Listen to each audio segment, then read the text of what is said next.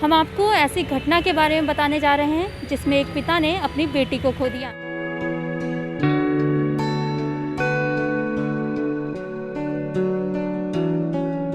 पटेल नगर का एक मध्यम परिवार पिछले 2 माह से लगा रहा है सरकार से गुहार। आखिर कब मिलेगा मृतक बेटी को इंसाफ? इसे पुलिस प्रशासन की लापरवाही कहे या सरकार की अनदेखी? मृतक के परिजनों ने बताया कि दहेज के लिए आशा गुप्ता को परेशान किया जाता था, जिसके बाद 28 सितंबर 2018 को ससुराल वालों के खिलाफ मुकदमा दर्ज किया गया। लेकिन उस समय रवि गुप्ता और उसके परिवार वालों ने समझौता कर आश्वासन दिया कि आगे से आशा गुप्ता को परेशान नहीं किया जाएगा।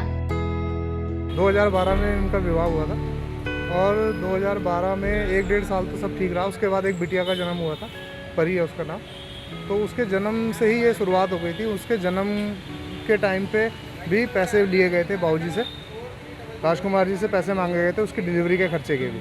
वहाँ से ही शुरुआत हो गई थी। उसके बाद कई बार इनके पास फ़ोन आया, लड़की को मार पिटाई करी। उसके साथ 2018 में हमने एसएसपी महोदय को भी जो है इसके बारे में सूचना दी थी कि लड़की को बहुत ज़्यादा मारा गया है और उसकी हालत ठीक नहीं है।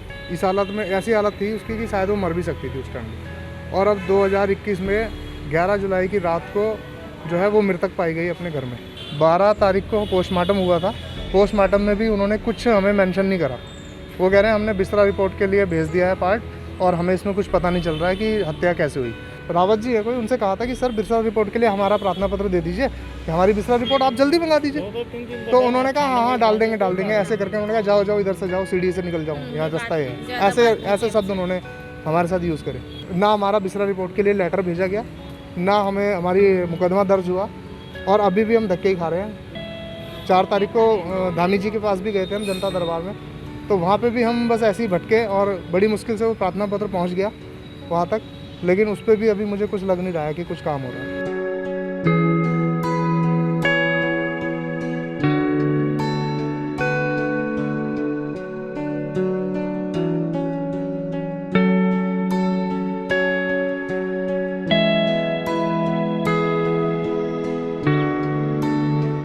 12 जुलाई 2021 को आशा गुप्ता संदिग्ध हालात में मृत पाई गई। आशा गुप्ता के पिता को पूरा अंदेशा है कि रवि गुप्ता और उसके परिवार वालों ने मिलकर उनकी बेटी की हत्या की है।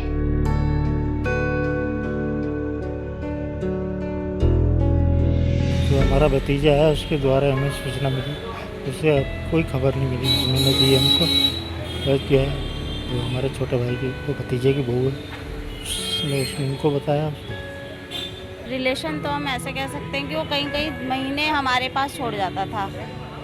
किस कारण से ये हम नहीं कह सकते। उसको शायद कमरा अकेला चाहिए होता था या क्या। 1 महीने मेरे पास छोड़ देता था, कभी उनके पास मार पिटाई करी, छोड़ के चला गया। तो ये उनकी कहानी थी। उसका कैरेक्टर लूज था या क्या था ये तो खैर पता है हमें, लेकिन अब कई बार वो मिलता था कई लड़कियों के साथ में, सभी को मालूम है ऐसा उनके मोहल्ले में भी। मर्डर का केस ही है मैम, क्योंकि वो मार पिटाई तो करता ही था, फिर हमारे पास छोड़ जाता था किसी न किसी विषय में कि कुछ हमें पैसा चाहिए या दहेज की, इससे भी। तो 1 महीना तो छोड़ने का कोई वो ही नहीं होता है ना, और बेटी को भी उसके पास नहीं रखता था।